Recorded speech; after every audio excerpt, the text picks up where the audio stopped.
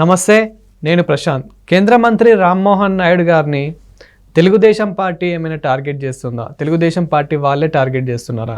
ఎందుకు, మరి ఏం జరిగిందనే విషయాలు అయితే తెలుసుకుందాం. దీని గురించి అయితే మాట్లాడేందుకు ప్రస్తుతం మనతో పాటు సీనియర్ జర్నలిస్ట్ సిఎస్ రావు గారు ఉన్నారు. నమస్తే అండి. నమస్తే. సరే, అసలు ఏం జరిగింది? కేంద్ర మంత్రి రామ్మోహన్ రావు గారిని తెలుగుదేశం పార్టీ వాళ్ళే టార్గెట్ చేస్తున్నారు అని చెప్పేసి అయితే కొన్ని విమర్శలు వినిపిస్తున్నాయి. అసలు నిజానికి ఏం జరిగింది?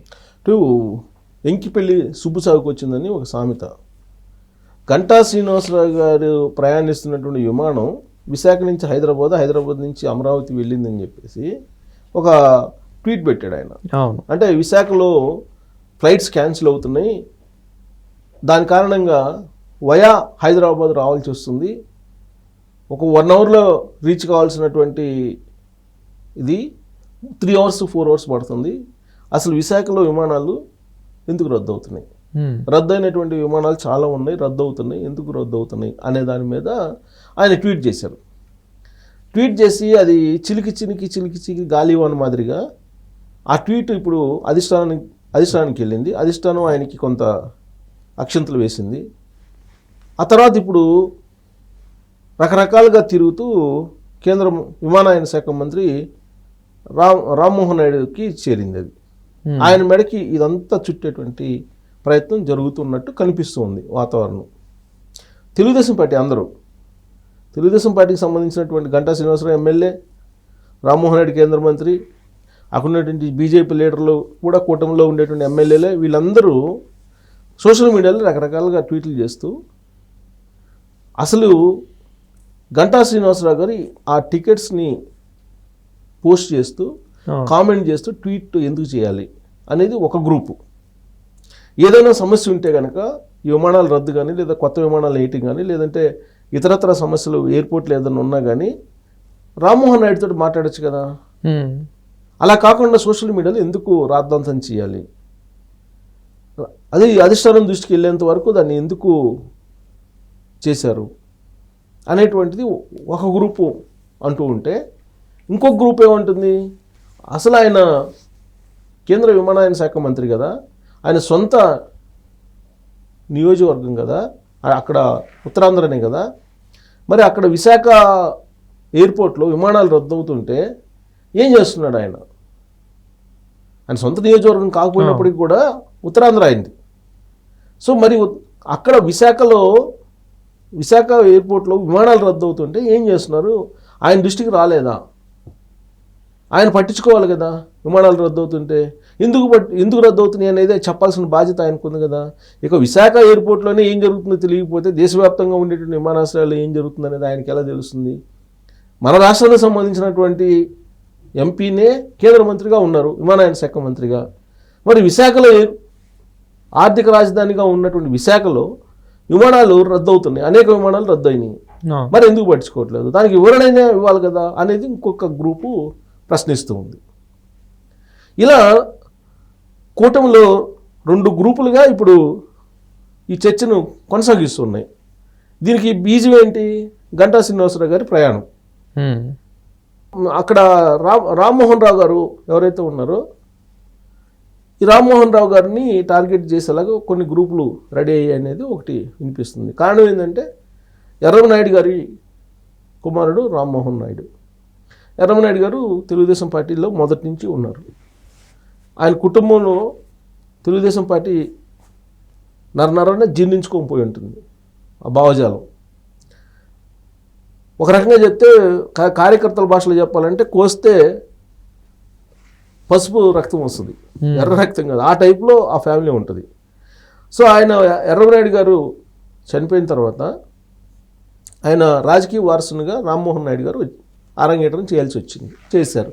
26 సంవత్సరాల్లో ఎంపీ అయ్యారు. ఆయన వరుసగా 3వసారి ఎంపీ, ఇప్పుడు కేంద్ర మంత్రిగా ఉన్నారు.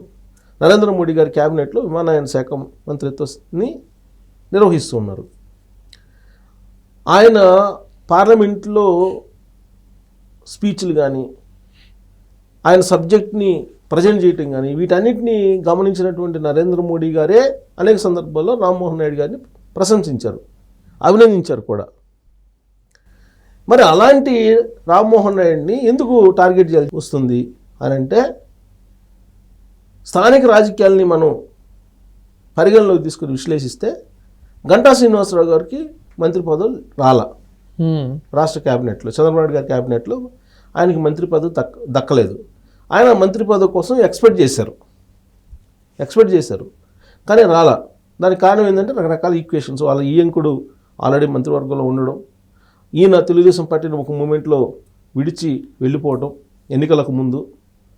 ఆ రోజున 3 రాజధానుల కాన్సెప్ట్ వచ్చినప్పుడు విశాఖ రాజధాని అనే దానికి సపోర్ట్ చేస్తూ తెలుగుదేశం పార్టీకి రాజీనామా చేసి వెళ్ళిపోయాడు ఈయన గంటా శ్రీనివాసరావు. లాస్ట్ మినిట్లో మళ్ళీ 24 ఎన్నికల్లో ఆయన పోటీ చేశారు. రకరకాల ఈక్వేషన్స్ పరిగణలోకి తీసుకుని ఆయనకి ఇవ్వాల్సి వచ్చింది, ఇచ్చారు. గెలిచిన తర్వాత మంత్రి పదవి గతంలో 2014 నుంచి 19 మధ్యలో ఆయన మంత్రిగా ఉన్నారు. సో అది కంటిన్యూ చేయాలనేది ఆయన ఆలోచన. కానీ అవకాశం లేదు, ఫర్దర్గా కూడా అవకాశం ఉండేటువంటి ఛాన్సెస్ లేవు. సో ఇక్కడ రామ్మోహన్ నాయుడు గారు యంగ్ లీడర్ ఎలివేట్ అవుతున్నాడు. అక్కడ ఉత్తరాంధ్రలో ఆయన తెలుగుదేశం పార్టీ తరఫు నుంచి బాగా ఎలివేట్ అవుతున్నాడు, లీడర్గా ఎమర్జ్ అవుతున్నాడు. సో ఆయన బలపడే కొంది గంటా శ్రీనివాసరావు గారి యొక్క ప్రాతినిధ్యం కానీ ఆయన యొక్క రాజకీయ ప్రాబల్యం కానీ ఎలాగైనా తగ్గేటువంటి అవకాశం ఉంటుంది. సహజంగా అది జరుగుతుంది ఉత్తరాంధ్రలో.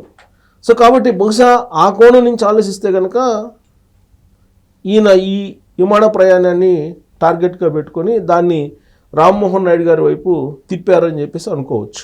మరి ఎందుకని అంటే విశాఖ నుండి విజయవాడ వరకు డైరెక్ట్ ఫ్లైట్స్ ఎందుకు లేవు, వయా హైదరాబాద్ ఎందుకు రావాల్సి వచ్చింది? అదేవిధంగా ఇప్పుడు ఇదంతా డిస్టెన్స్ అంటే మనం కింద కామెంట్లు చూసుకున్నా కానీ అతని ట్వీట్కి, సో ఇదంతా తిరిగే బదులు ఇంత డిస్టెన్స్ ఇంత సమయము లోపు మనము డైరెక్ట్ క్యాబ్ బుక్ చేసుకొని వెళ్ళినా అదే టైం పడుతుంది కదా, ఎందుకు ఇదంతా డిస్టెన్స్ అని చెప్పేసి కూడా చాలామంది డౌట్. అవును, నిజమే. అది ఇప్పుడు ప్రైవేటుకు సంబంధించినటువంటి ఎయిర్లైన్స్ అందుబాటులో ఉండేది. ఇది మనకి ఇండిగోనో లేకపోతే స్పైస్ జెట్టో ఇవే కదా, ఇవి ప్రైవేట్ ఆర్గనైజేషన్స్. వాళ్ళు ఫ్రీక్వెన్సీ ఉంటేనే వెళ్తారు, ఫ్రీక్వెన్సీ లేకపోతే వెళ్ళరు కదా. ఈవెన్ మనకు బస్సులు కూడా చూస్తే వాళ్ళు సిటీలో అవుట్కట్స్లో పెడతారు అసలు బస్సుని, ఈ సిటీలో మొత్తాన్ని కలెక్ట్ చేసుకుని వెళ్తారు మినీ బస్సుల్లో. అలాగే ఒకవేళ ఆక్యుపెన్సీ లేదనుకోండి, ఉన్నటువంటి బస్సులు 4 బస్సుల్లో 2 బస్సులకు ఆక్యుపెన్సీ ఉంటే 2 బస్సులను రద్దు చేసేసి 2 బస్సులే నడుపుతారు. ఈ బస్సుల ద్వారానే రూట్ని మేనేజ్ చేస్తారు. సేమ్ అలానే ఎయిర్లైన్స్ నడపడం అనేది అంత ఈజీ కాదు. ఈవెన్ చిరంజీవి గారు ఫ్యామిలీ కూడా ఏదో ఒక ఎయిర్లైన్స్ తీసుకున్నారు, ఒక ఎయిర్లైన్స్ని తీసుకుని నడపలేక దాన్ని క్లోజ్ చేసేసారు. సో వాళ్ళు ఫ్రీక్వెన్సీ ఉంటేనే రన్ చేస్తారు. ఫ్రీక్వెన్సీ లేకపోతే వైజాగ్ నుంచి హైదరాబాద్ నుంచి అమరావతి తీసుకెళ్లాల్సిన అవసరం ఏముంది? వాళ్ళకు కూడా ఫ్యూయల్ కాస్ట్ అన్నీ తగ్గుతాయిగా. అంటే ఫ్రీక్వెన్సీ లేనందువల్ల రద్దు చేసి ఉండొచ్చు. లేదు, ఇప్పుడు ఇంకో కోణం ఏం చేస్తున్నారు, భోగాపురం ఎయిర్పోర్ట్ రెడీ అవుతుంది కాబట్టి విశాఖ ఎయిర్పోర్ట్కి ఉన్నటువంటి ప్రాధాన్యతను తగ్గించేటువంటి ప్రయత్నం జరుగుతుంది అనేది ఇంకొక వర్షన్ తీసుకొస్తున్నారు. ఆ అవసరం లేదు, ఆల్రెడీ ఇంటర్నేషనల్ ఎయిర్పోర్ట్ వైజాగ్, అలాగే Gannavaram international airport, Tirupati international airport. So ఇదంతా ఎందుకనంటే ఇప్పుడు తాజాగా ఏంటంటే రామ్మోహన్ నాయుడు గారికి ఈ గ్లోబల్ యంగ్ లీడర్ అనేటువంటి గుర్తింపు వచ్చింది. ఓకే, అది ఎవరిచ్చారు? వరల్డ్ ట్రేడ్ ఫోరం ఇచ్చింది. వరల్డ్ ట్రేడ్ ఫోరం గుర్తించింది, భారతదేశంలో 7గురిని గుర్తించింది. వాళ్ళల్లో రామ్మోహన్ నాయుడు గారు ఒకళ్ళు. వరల్డ్ ట్రేడ్ ఫోరం గుర్తించింది. ఆయా రంగాల్లో నిష్ణాతులైనటువంటి వాళ్ళని, ఆయా రంగాల్లో ప్రతిభావంతుల్ని గుర్తించి ఈ award young global leader award ఇస్తుంటారు. దానికి ఆయన ఎంపిక అయ్యారు. కాబట్టి ఆయన గ్రాఫ్ పెరుగుతుంది.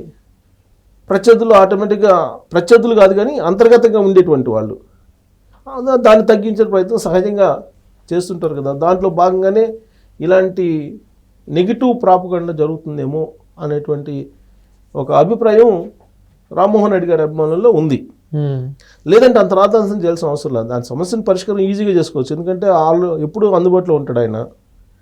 ఓ ఫోన్ చేస్తే కనుక ఇమీడియట్గా దాన్ని సార్ట్అవుట్ చేస్తారు.